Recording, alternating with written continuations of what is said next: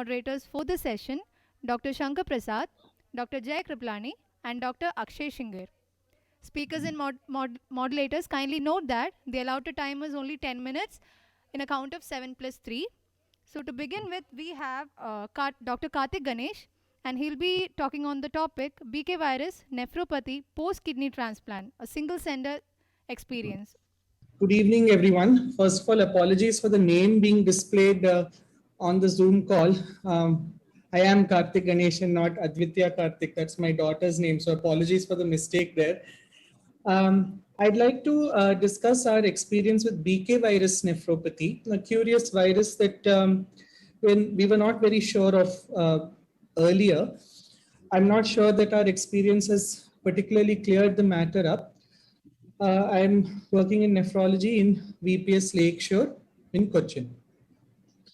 So the aims and objectives of our study we formulated after we were surprised actually by one of our patients post-transplant who presented around 5 months after transplant with unexplained graft dysfunction, very, very subtle graft dysfunction, and we found BKV on the biopsy quite coincidentally. And this led us to formulate some sort of screening method to estimate the burden of the disease in our population. So the aims and objectives of our study were to screen patients who underwent renal transplant for BK virus and analyze the risk factors, response to treatment, as well as graft survival at 6 months and 1 year. So 371 patients underwent transplantation from 2018 to 2020, which was the study period, and was screened for viremia and nephropathy.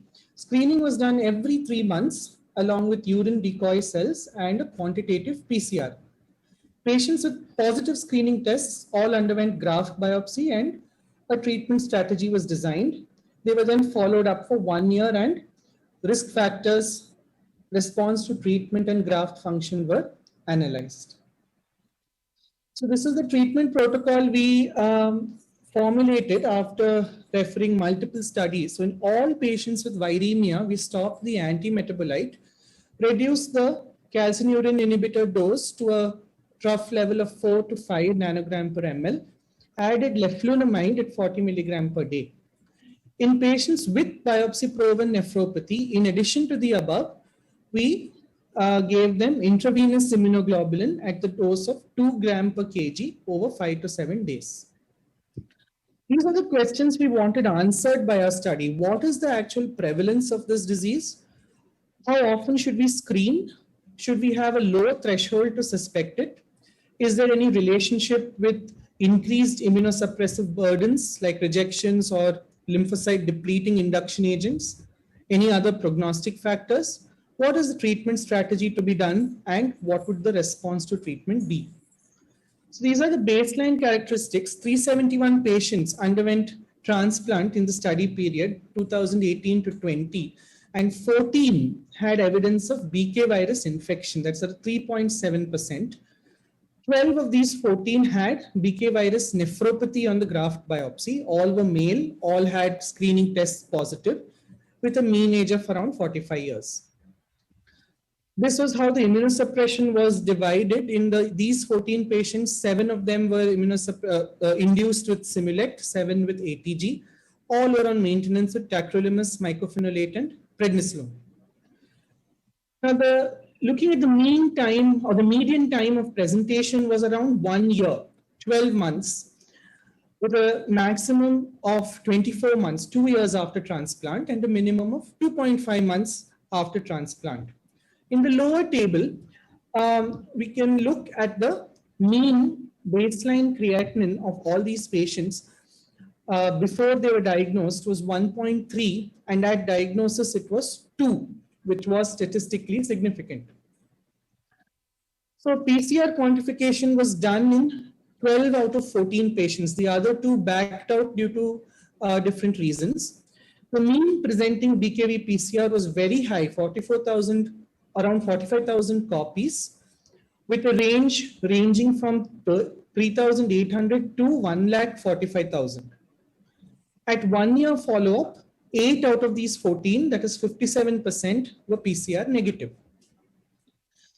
Now, this is to show the effect of the induction, Simulect versus ATG. Both had 7 in each, 7 patients with Simulect and 7 in ATG.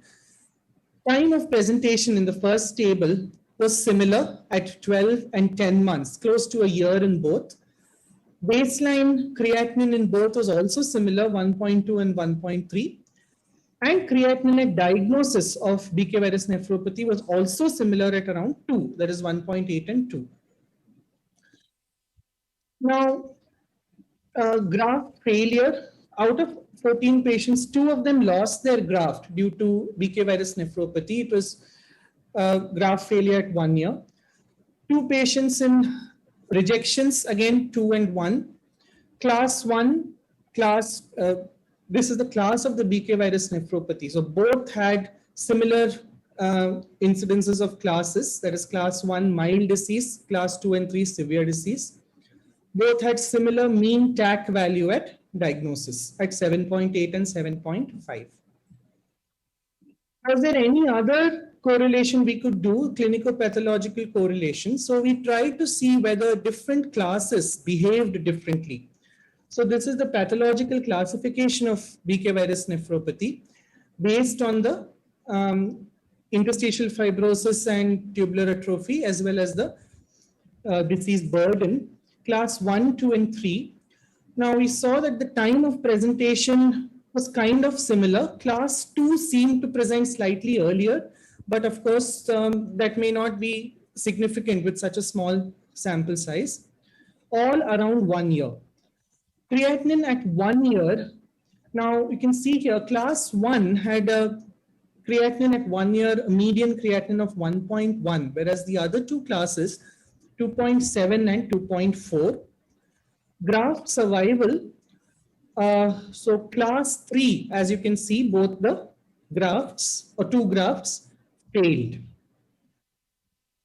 So this is the diagram just showing the graft survival based on the effect of our IVIG regimen at 2 gram per kg. Now, if you can see the lower circle, class 1, from beginning to the end of 1 year, fairly stable. The creatinine seemed to peak at around 6 months and then come down. Looking at class 2 also seems to stabilize at the end of 1 year, albeit probably at a slightly higher level than baseline. However, this situation completely changes when you look at class 3. Now, the first arrow showing the red line was the graft that failed. The green line, of course, is a patient we recently biopsied. So he also had severe class 3 nephropathy. And the other one seemed to stabilize at significantly higher creatinine. 2 patients relapsed. So now again, nothing to choose between them in terms of risk factors. One was Simulect, one was ATG. Time probably different. Simulect was at 2 years, ATG at 10 months. PCR values, again, 74,000 and 4,000. Patient who had ATG induction had a rejection prior to the diagnosis. But this 4 relapses in the patient who had Simulect and who had higher BKV, viremia, and a worse disease at class 2. So these are the 2 patients, the relapsing BK virus nephropathy, again, seemed to reasonably stabilize at 1 year. However, the patient with 4 relapses had to undergo multiple sessions of IVIG treatment. 2 grafts failed, one at 5 months and the other at 10 months. One had ATG induction, the other had Simulect. IVIG could not be given in one patient due to financial problems, and the graft failed within 1 month of diagnosis. So to conclude, my take-home messages: BK virus nephropathy seems to be a cause of early graft dysfunction, commonly seen probably in the first year to 15 months after transplant in our cohort. Graft dysfunction may be subtle initially, so you have to have a low index of suspicion, and frequent screening is essential. Now, paradoxically, our study did not show increased prevalence of BK virus in patients who had higher immunosuppressive burden, either with lymphocyte depleting agents or treatment for prior rejection. Relapses are possible. Close monitoring even after negativity is essential. Class 1 seem to have a better prognosis than 2 or 3. Class 2 also may be salvageable. We are only talking at 1 year. A multi-pronged treatment, including IVIG, appeared to have some sort of salvage of graft function at 1 year, 85.7%. Of course, we have to have longer term follow-up. Early diagnosis and treatment may, if not cure, but try and limit the amount of graft dysfunction. Thank you. Hello, I am Dr. Jay Kriplani. Yes, sir. So you treat with IVIG, you give 2 grams over 5 to 6 days. Yes, sir. Is it a guideline or institute protocol of the? Yes, it is. The dose was based on basic guidelines written in multiple other protocols. So there is no guideline as such, but other protocols that we researched on have all concluded that high dose IVIG, probably 2 gram per kg, would be effective in suppressing viral activity. So that is what we base the dose on. Could you find difference between this cyclosporin or tacrolimus? I didn't get your question, sir. Sorry. Find the difference between cyclosporin and tacrolimus. Sir, actually, all our patients were on tacrolimus, actually. Dr. Karthik, good number of patients, good presentation. No, just I wanted to know, Yes. yours immunosuppression or rejection didn't at all matter for the BKV. So what's your center's message, you think, why they are prevalent for the BKV? Yeah, so like Common thing we find means yes. Thymo we give more prevalence because you screened all the patient 370, right? Yes, sir. Right. So what's the final thing you want to say is that what made the thing different where few people got BKV irrespective of their immunosuppression or rejection? Actually, frankly speaking, we don't have a valid explanation for that question as to why that correlation was not observed. Probably the prevalence or the incidence of BKV is much higher than what is anticipated is all we thought we could conclude with this. And other thing I wanted to know is you reduced immunosuppression in all irrespective of, like you stopped MMF irrespective of the duration of transplant, like even 2.5 months somebody has, you stopped MMF, reduced the TAC. Yes, sir. That's what we did. We stopped MMF even at that early one and reduced the TAC. So after stopping your immunosuppression, how many had rejection? I just want to know. Nobody had actually these 14 in 1 year follow-up. We have just completed 1 year follow-up. Nobody had a rejection, but one patient, the relapse patient who relapsed 4 times, he actually developed significant nephrotic proteinuria, and we did a repeat biopsy which showed severe IFTA around 80 to 90%. This is, of course, at 1.5 to 2 years after the study period ended. But none of them seem to develop rejection at 1 year. We need to follow up longer to see what long-term outcomes are. Did you screen for CMV also or only BKV for all this?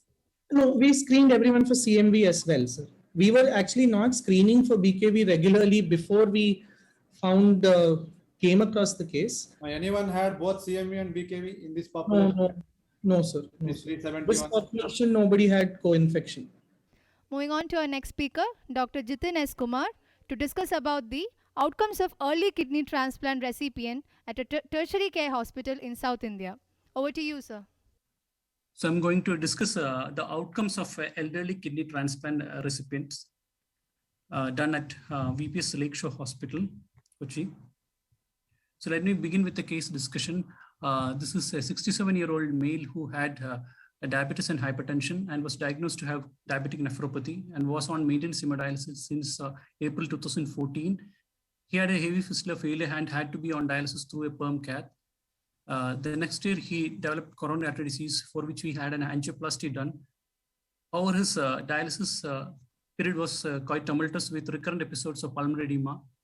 And then we decided to go ahead with the kidney transplant for this patient. So his pre-transplant evaluation showed elevated class 2 DSA titers and flow cross-match positivity. Second case of 75-year-old male who had diabetes and hypertension, again case of diabetic nephropathy, who was on dialysis twice weekly. And this patient keenly wanted to go ahead with transplant. And his pre-transplant evaluation showed class 2 DSA positivity. So this is the kind of situation which we are going to come across with advanced age. The incidence of kidney disease is going to increase, and previously kidney transplantation in this age group was precluded because of the increased risk of infections as well as a perceived decreased utility in this subgroup of population. Now, various data across the world have shown that there are acceptable good graft as well as patient survival in this subgroup of population. So we try to enhance our understanding on the same by looking at our data over the last 10 years. Aim of this study was to determine the clinical outcomes in elderly kidney transplant patients done. And this was a retrospective cohort study, and the patients included were all those who underwent kidney transplantation at VPS Lakeshore Hospital, Kochi, and the study period was January 2010 to January 2020. And we looked at all the demographic and clinical characteristics were observed, and analysis was done using SPSS software. During the study period, we had a total of 1,300 transplants done, of which we had a total of 67 cases, whom the patients who were more than 65 years of age. And males were predominant, contributing around 95%, and there are 4 females in this study population. And the mean recipient age was 70 plus or minus 5 years, and the age range was between 65 and 75 years. The mean donor age was around 40 years, and the patient were on average dialysis vintage for around 9 to 12 months prior to them being transplanted. So we looked at the comorbidities, and diabetes was the commonest comorbidity, followed by hypertension. And again, a significant proportion of our patients had coronary artery disease and necessitating angioplasty prior to the procedure. And other comorbidities noted were a case of hemophilia B, and there was a case of polycythemia vera, and a case of compensated chronic liver disease. Coming to the etiology of chronic kidney disease, the commonest etiology was diabetic kidney disease. As you know, diabetes is as expected, and 46 patients had diabetic kidney disease, and around this was closely followed by chronic glomerulonephritis, and 8 patients had kidney disease due to hypertension, and then 3 patients due to chronic tubular disease, and there was 3 cases of IgA nephropathy and 2 cases of autosomal dominant polycystic kidney disease. So this is the immunosuppressive protocol which we had followed. In majority of patients who were started on tacrolimus 2 days prior to the transplant. We started a slightly lower dose of 0.06 to 0.08, coming to around 2 milligram BD for majority of our patients 2 days prior to the transplant. And then the values were serially checked on day 2 and day 5 to adjust the tacrolimus trough levels to around 8 to 10. And again, the patients were given enricotin mycophenolate mofetil. The dose was 720 milligram in the morning and 360 milligram in the evening. And in patients who were frail, the dose was even reduced to 360 milligram BD. And the patients were also given steroids. The induction dose was slightly reduced than usual. It's around 250 milligram into 3 days, followed by 0.5 milligram per kilogram. And we rapidly tapered the dose to around 5 milligram by the end of 1 month. So patients were kept at a slightly elevated tacrolimus level with rapid tapering of steroids and a lower dose of antimetabolite. So the mean tacrolimus levels achieved at 1 month was between 8 to 10, and this was maintained till around 6 months. And then the levels was kept between 6 to 8. Regarding the induction agent which we used, all of patients had received induction agent, and the commonest induction agent which was given was basiliximab. So 91% received basiliximab. around 5 patients received thymoglobin. Those were the patients who were marginally sensitized, and 1 patient received graflon induction.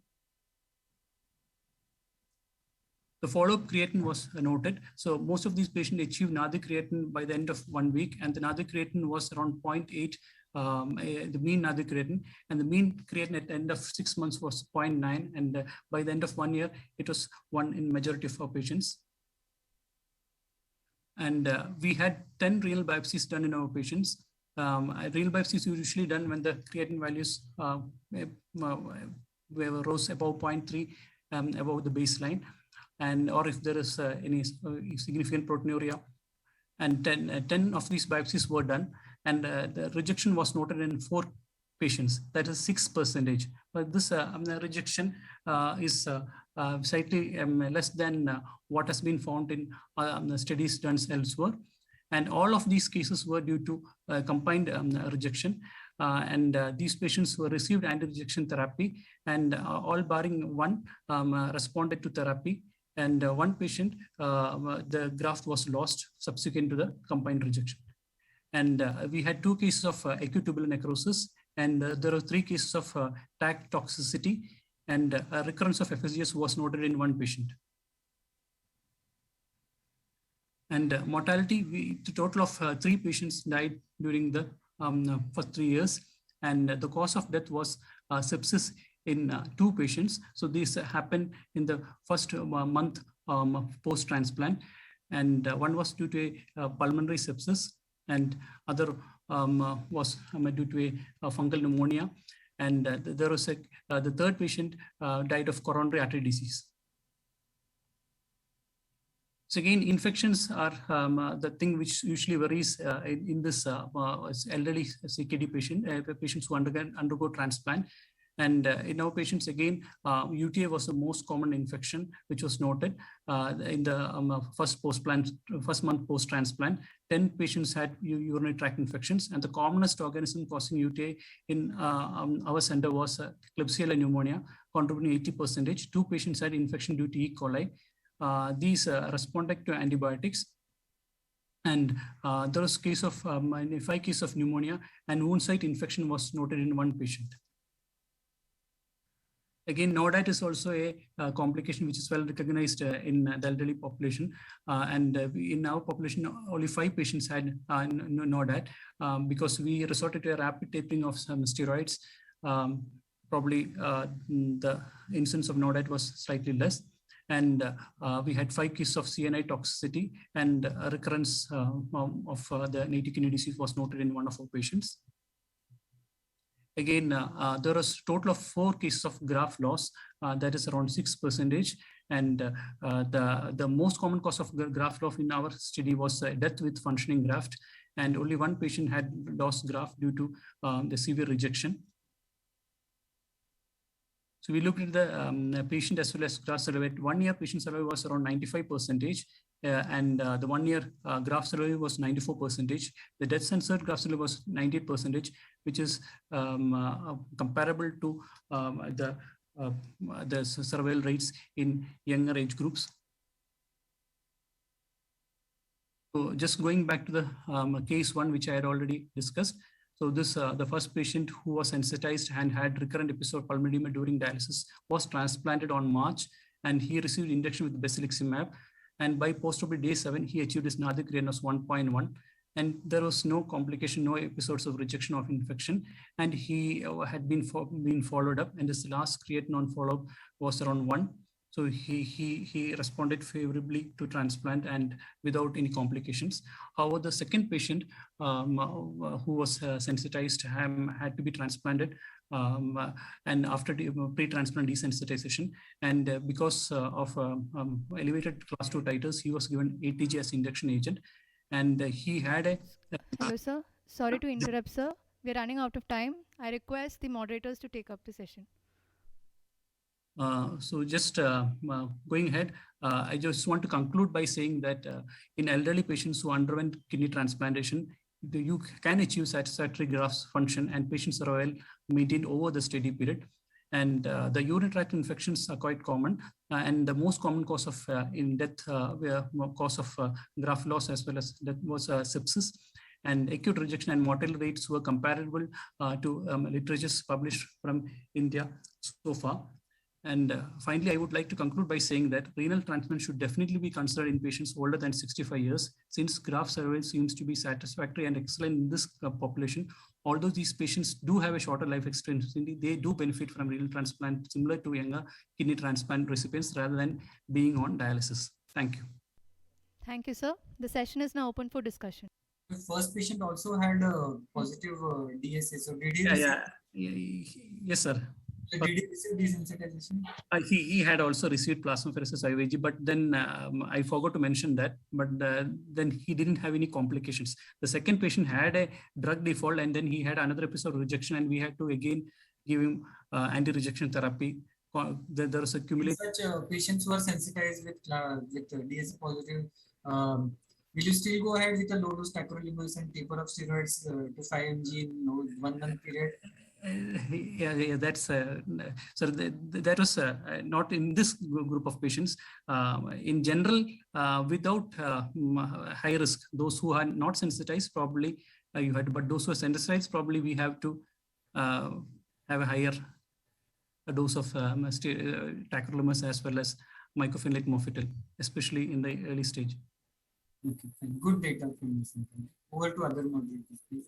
Jitin, just I want to know, like you are compared with the other Indian studies, what was the common cause for death mortality in them? Like, again, sepsis was one. There was a study by Vivek, Dr. Vivek Kute, that is in 2014. So there also sepsis was the commonest cause of death mortality. Yeah. So next we have Dr. Naveen Kumar. The free paper topic is cadaveric renal transplantation and the comparison of the first and second kidney transplants of the same deceased donor. Our experiment at Tertiary Care Center in South India. Sir, please. Respected teachers, dear colleagues, good afternoon, everyone. I'm Dr. Naveen from Usmania General Hospital, Hyderabad. Coming to my topic, cadaveric renal transplantation outcomes, including comparison of 2 kidneys from the same deceased donor. Our experience at a tertiary care center in South India. Coming to the introduction, crude incidence rate of ESRD is 151 per million population per year in India. 15,000 new patients begin MHD, 8,000 start CAPD, 3,500 undergo renal transplantation every year. Majority of the end-stage patients die within months of diagnosis because of unaffordability or poor availability of RRT. Renal transplantation rates are around 3.2 per million population per year, mainly living donor related. Cadaveric transplant accounts less than 2%. So increase in cadaveric transplant can bridge the gap efficiently. There are very few studies on outcome of paid kidney recipients from the same deceased donor, and hence we went ahead with the study. Coming to the aims and objectives, to study the outcome of deceased donor renal transplantation and to compare outcomes of both the kidneys from the same deceased donor transplanted into 2 other recipients in 2 different hospital settings in terms of demography and survival. Coming to the material and methods, retrospective observational study conducted in the Department of Nephrology at OGH, Tertiary Care Center in South India, Hyderabad. 48 kidney donors who donated their organs to 96 recipients as a part of cadaveric renal transplant program Jeevandan here in Telangana were included. Donor data collected from Jeevandan records, recipient data like age, sex, basic disease induction, and immunosuppression were noted. Outcome data, including graft function, rejection, survival, were obtained from previous records and through telephonic inquiry. Coming to statistical analysis, the data were analyzed using Excel and software SPSS version 22, categorical parameters compared by chi-square and Mann-Whitney. Kaplan-Meier analysis was performed to evaluate survival rates. Coming to the results, donor data, males accounted for 75% of the donor pool. Coming to the blood group, O was the 42%, which was most common, followed by B, A, and AB. Mean age of the donor population was 36.72 years. Most common cause of donation was road traffic accident, included 82%, mean BMI 22.32, mean serum creatinine 1.22 mg per dl. 54% of the donors received some or the other form of inotropic support before their donation. All of them were negative for routine viral screening. Coming to the results, recipients, almost 71% accounted for the male recipients, followed by female approximately 29%. Coming to the mean age, 38.56 years, mean BMI 21.68, youngest age 18 years recipient, oldest being 64, basic disease CIN followed by CGN, which included 54% and 46% respectively. Induction, ATG was the most common mode of induction, followed by triple immunosuppression, most common mode of maintenance immunosuppression in 82% of the recipients. Mean patient survival was 76.8 months. Coming to the live 48%, which included major 38, almost 79% of the male recipients. DGF, SGF were approximate, were 3 and 2 respectively. Total rejections were 15, which included ABMR being the most common. Coming to the death, infections, 51% were due to infections, in which 30% were related to COVID-19, and almost followed by cardiac. Coming to the comparison of first and second kidney, in-house and out-house, here the recipient age mean 34 in in-house, followed by, whereas in out-house 35. Recipient gender, accounted males are the most common in both the groups. Donor recipient gender, same gender or different gender, either from male to female, female to male, in both the houses was statistically not significant. Coming to the kidney transplanted, in the in-house, it was left kidney in almost 98% of the recipients. There was a retransplant in the in-house in one case. For median cold ischemia time was 6.8 hours in in-house, whereas 13.2 hours in the out-house, which was statistically significant.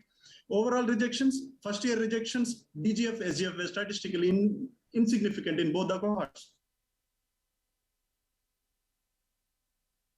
2.1 out-house, which was statistically significant. Rejection post-transplant reinitiation of HD, cause of death were statistically insignificant in both the cohorts. Coming to the discussion, road traffic accident death exceeds 110,000 per year. Few Indian states have established a strong, effective and efficient cadaveric transplant programs. Example, Tamil Nadu, Telangana, Andhra, Gujarat, Maharashtra, these are the leading in cadaveric organ donation with a donation rate of approximately 0.3 per million population per year. National average being 0.08. If augmenting the cadaver donation rate from current 0.08 to 1 per million population per year will provide all livers, heart and lungs required in the country and significantly increases kidney donor pool. So coming to the some of the studies, this is the clinical study done by Vivek Kutte sir et al. In between 2005 and 2012, which was the single center study, compared the same parameters and concluded by saying to expand the donor pool and shorten the waiting list for renal transplantation. This is another study by Dr. Gopal Krishnan et al. In Tamil Nadu. Similar study, single center study in 2017, compared the similar parameters, and he also found sepsis and cardiovascular disease were the most common cause of death. Another study, Dr. Prabhakar et al., similar study, single center, Chennai based, and suggested for the promotion of donation of cadaveric renal transplantation in India. This is another study by Deepatra Mukherjee in North India. Demographic and clinical profile of patients were studied. It is a similar study, and here also the study concluded by saying to sensitize and augment the rate of cadaveric transplantation. This is the study. Here we can see Mani et al., Prabhakar et al., Swami, Kutte et al., and Mukherjee, Deebrata et al., and compared with our study, showed similar findings with mean patient mean follow-up and mean donor age being 36.72, mean recipient age 38.56 with cold ischemia time of 8.8. So this is a study comparing similar rates with our study, which was also at a cumulative proportion of patient survival at 1 year was almost 80%, and at 3 years it was almost 70% when compared with other studies. This is another study, single center by Giesing et al., comparison of first and second kidney transplant from the same deceased donor. But the uniqueness of the study, both the recipients were studied in the same center, and they compared with cold ischemia time, and they concluded older kidney donor kidneys were more susceptible to cold ischemia time than young kidney donor kidneys. Coming to the conclusion, the patient survival rate of cadaveric transplant in our study was satisfactory. There is a need to sensitize and augment the rate of cadaveric transplantation to increase the donor pool. Cold ischemia time, age of transplant, socioeconomical conditions can negatively influence on the graft and patient survival. A deeply committed cadaveric transplant program is needed to improve the cadaveric donation rate. Coming to the limitations, small study population, retrospective study, and time limit, low resource setting, especially logistics, immunosuppressive strategies, financial constraints of our low socioeconomically conditions, illiteracy, lack of awareness, and due to huge effect of pandemic could be a possible limitations in our study. Thank you, sir. Thank you, sir. The session is now open for discussion. Was DGF more in the outhouse recipients? Sir, DGF was seen in three patients in the recipient population, sir. Yes, sir. In the outhouse, we experienced more DGF and SGF when compared to in-house transplantation. So, do you suggest any measures to reduce the DGF in outhouse? Yes, sir. Yes, sir. As we have encountered DGF and SGF in this cadaver transplant, especially because of the logistics reasons, transport, and low socioeconomic reasons, I think we need to take precautions only when considered to kidney as per when heart transplant or other transplant, lung transplant are considered. There is quite a green corridor, etc., etc. But when compared to coming for kidney, there are no specific precautions taken by any specific government authority. I think it should be a concern. We can modify it, sir. Yeah, expedition and green corridor. Lastly, any experience with machine perfusion? Sir? Machine perfusion. No, sir. We don't have any experience with the machine perfusion. We have manually. We do perfusion manually, sir. Good, fine. Good presentation. Over to other moderators, please. Thank you. Thank you, sir. Moving on to our next speaker, Dr. Harshit Singla, to have a discussion on AKI in critically ill solid organ transplant recipients with SARS-CoV-2 infection, a single center case series from a dedicated COVID-19 ICU. Over to you, sir. I would like to thank ISOT for providing this opportunity, and good afternoon to all respected judges and my dear colleagues. My topic is AKI in critically ill solid organ transplant recipients with SARS-CoV infection, a single case series from a dedicated COVID ICU.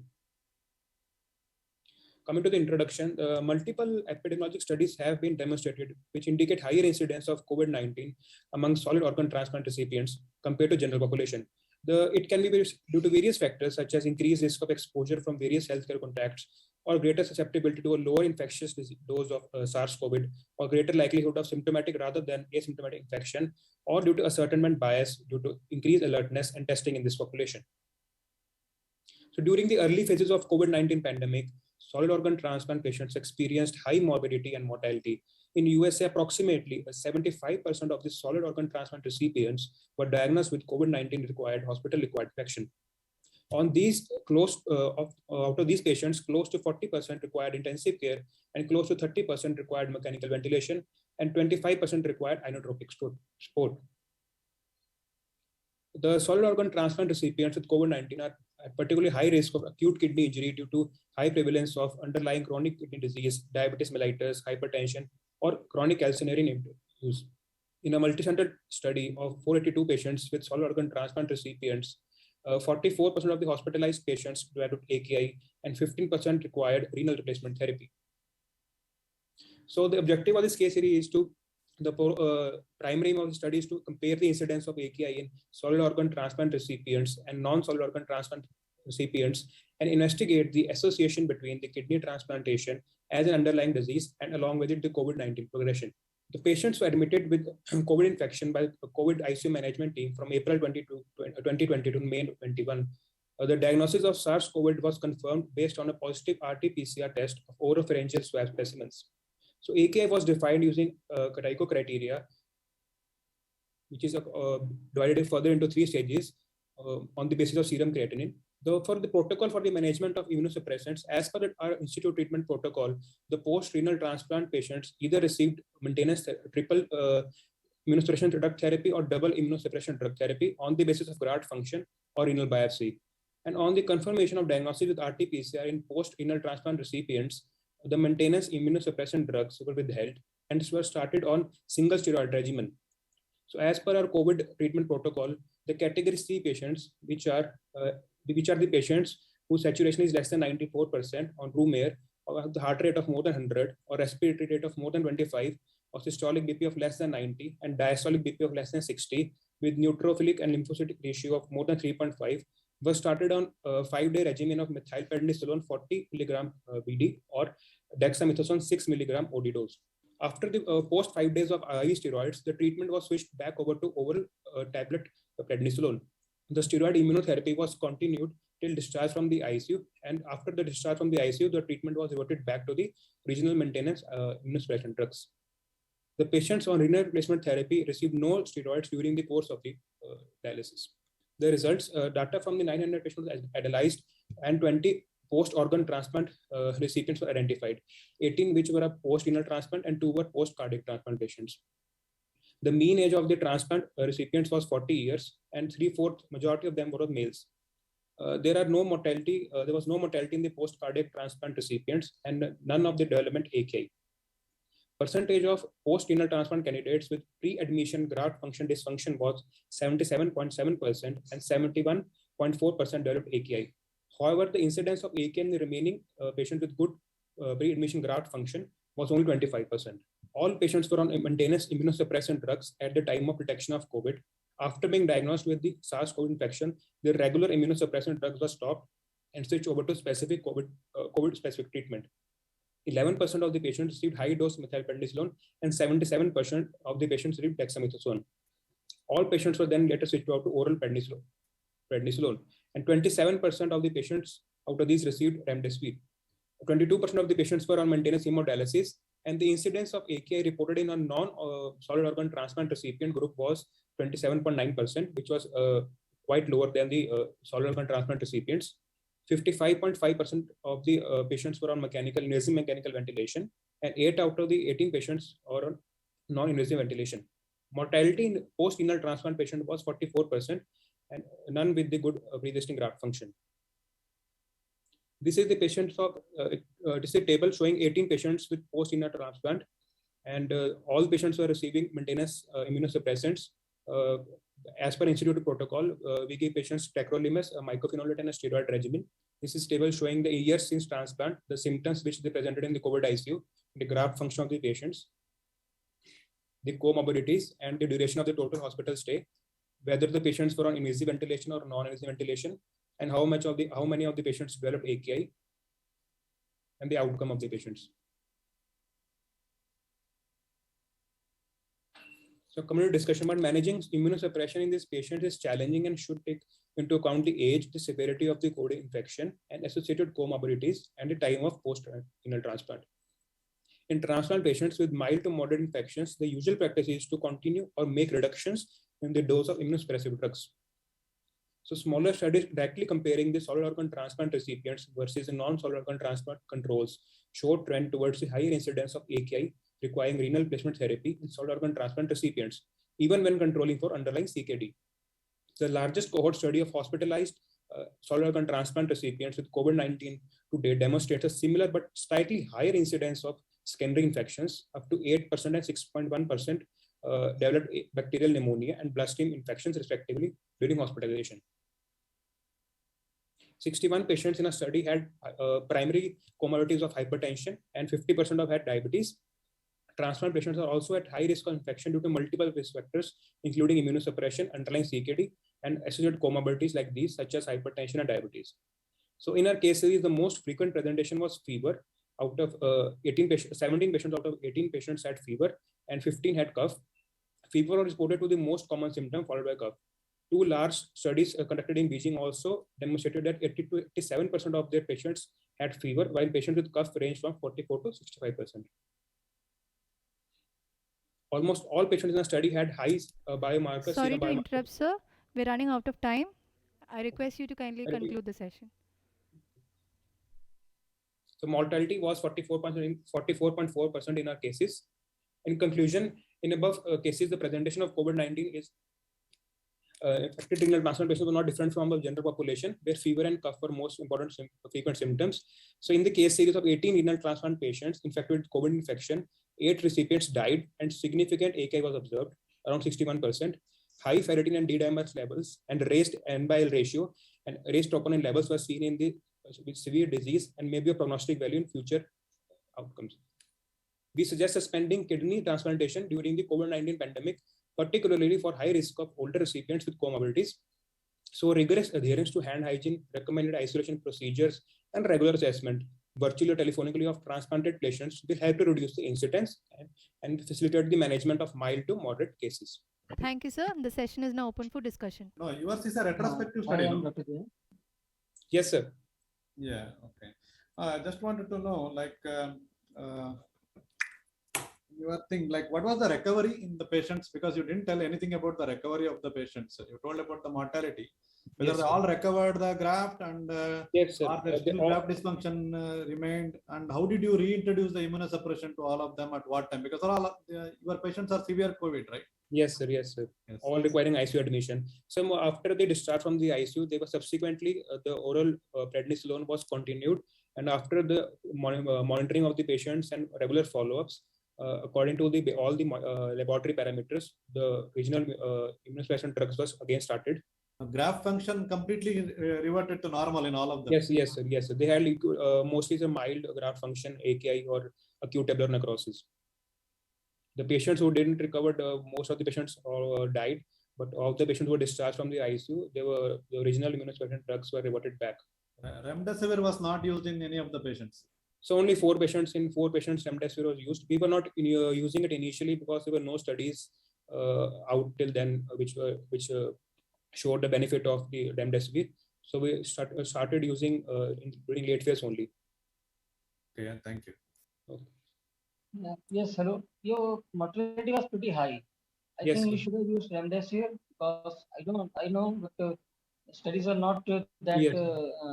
favoring remdesivir. But yes, remdesivir did work, but unfortunately your mortality was very high, Yes. which was not seen at our setup.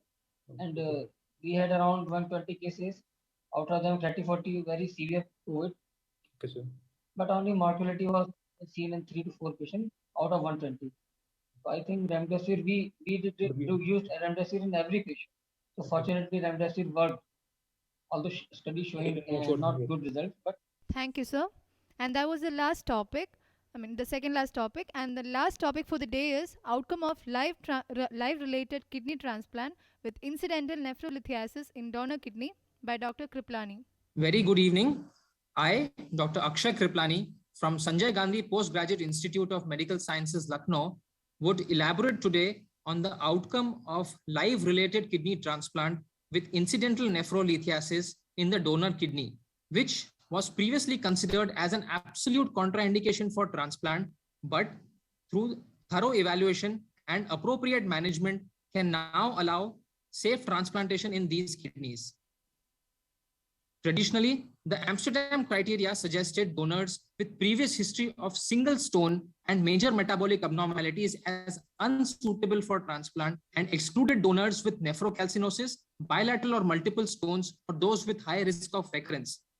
Asymptomatic potential donors with a single stone may be suitable if the stone size is less than 1.5 centimeters and is potentially removable. This criteria was further validated by the recent literature. Therefore, the consensus by the various guidelines is to exclude donors with high risk of recurrence, but what lacks till date are clear guidelines of when and how to treat these small, non-obstructing asymptomatic renal stones in donors and their post-transplant outcome. Therefore, to contribute to this lack of evidence on the outcome of transplanted donor kidneys with incidentally detected renal calculi, this retrospective study of 2,740 donors in the last 20 years at SGPGI Lucknow were carried out, wherein, after excluding donors by the standard criteria, 57 donors with incidentally detected renal stones were screened for a thorough metabolic evaluation, the treatment offered, any stone-related events in the donor and the recipient. Donor follow-up by ultrasound was done 6 monthly in the first year and then annually. A recipient follow-up was done at the first, third, sixth, and then the 12th month, and then eventually annually. So the prevalence of the incidentally detected stones in the donor in our cohort was 2.11%, and the mean stone size is about 6.6 millimeters. Majority of the stones were lower calycial stones, followed by middle and upper calyx. Donors with stone less than or equal to 4 millimeter were considered as group 1, where the kidneys were transplanted with the stone in situ. kidneys with stone 5 to 15 millimeters were subjected to either preoperative ESWL, mini PCNL, or RIRS, depending on the anatomical consideration and the stone characteristics. The RIRS and the PCNL group had complete clearance, and after 6 weeks, a stone-free kidney was transplanted. 4 out of 11 donors, after maximum 2 sessions of ESWL, still had some residual calculi, but were less than 4 millimeters and then therefore considered for transplantation. After a mean recipient follow-up of about 6.5 years, the graft kidneys with stone in situ showed a high spontaneous passage rate. Grade 1 complications were seen in 28% patients, recipients, that is, with donor intervention. But for all practical purposes, these could be unrelated to the donor procedure.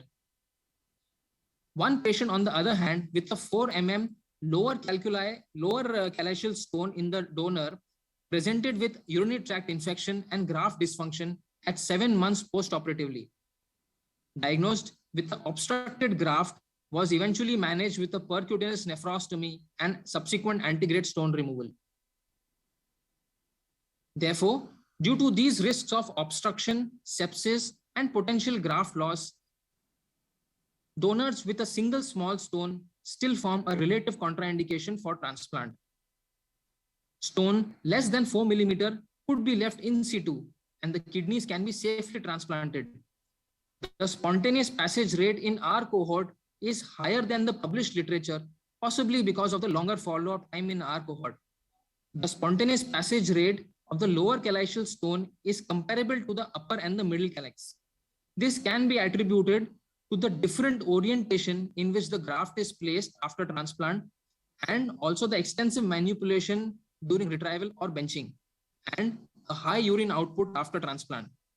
The transplant ureter, being much shorter and without any anatomical narrowing, facilitates easy stone passage. To space out the stone surgery from the transplant allows time for the healing of the graft, and thereby no significant recipient complications are seen, as also seen in our cohort and the available literature. But this definitely increases the cost of the treatment and delays the transplant. A lucrative alternative to avoid an added procedure and any delay in transplant is performing a bench procedure with a reported stone-free rate equally high. A freely mobile ureter readily allows an easy access to all the calyces. An obvious increase in the cold ischemia time, an inadvertent graft injury, or failure to remove the stones at this stage should be cautioned for. A comparatively higher recipient complication rate have been reported with this modality of treatment. The bargain of an early transplant and hope for spontaneous passage of the stone after transplant has its own risks. The typical renal colic is unlikely in a transplanted kidney because of denervation. A fall in the urine output with acute rise in creat due to the obstructed graft being a usual presentation. Therefore, the high grade of suspicion and a strict follow-up protocol is mandatory in such cases. The principal challenge of post-transplant URS is a typically difficult access through the neo-urethral orifice and the lack of soft tissue architecture around the ureter, risking urethral perforation. The published literature has reported a much lower stone-free rate and a higher complication rate and grade by performing an endourological procedure in an immunocompromised patient. A meticulous donor selection and regular follow-up with lifestyle modifications precludes any stone recurrence in the future. Therefore, in the era of expanded donor criteria, a meticulous donor selection, thorough counseling, and appropriate management of incidentally detected renal calculi can increase the donor pool significantly. Grafts with stones less than 4 millimeters can be safely transplanted, but with a high degree of vigilance post-transplant.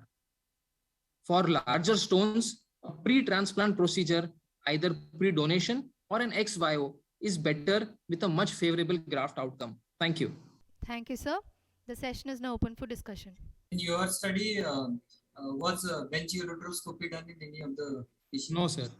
No, sir. The institute protocol is to do an RIRS about 6 weeks before the transplant is planned, or vice versa. RIRS, then we remove the stent at 3 to 4 weeks, depending on the procedure. And then after 2 to 3 weeks, a transplant is planned. So this is the institution protocol, sir. Okay, any experience with post-transplant URS? Because the case which you described had antegrade intervention, right? Yeah, that was actually a complication, sir. The stone which was left in situ, it got stuck and obstructed and the graft dysfunction. So to manage that, PCN was done, and which the stone had to be removed by an antegrade RIRS.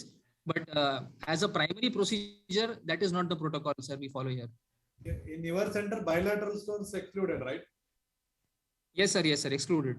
You do any metabolic workup in the donors prior to donation? Prior to, sir, transplant, donor workup, sir? Donation, any metabolic workup for the... Yes, sir. If there is a history of a single stone also, entire metabolic workup is done. And definitely patients who have a stone on the current CT evaluation of a donor, definitely entire metabolic workup is done, sir. So you do it. Yes. Thank you, sir. With this, we have come to an end for the free paper session. I thank all the speakers and moderators for sharing their valuable knowledge in this academic event. Once again, I thank each one of you for being a part of the day one of ISOT 2021. Hope to see you all for the coming scientific sessions.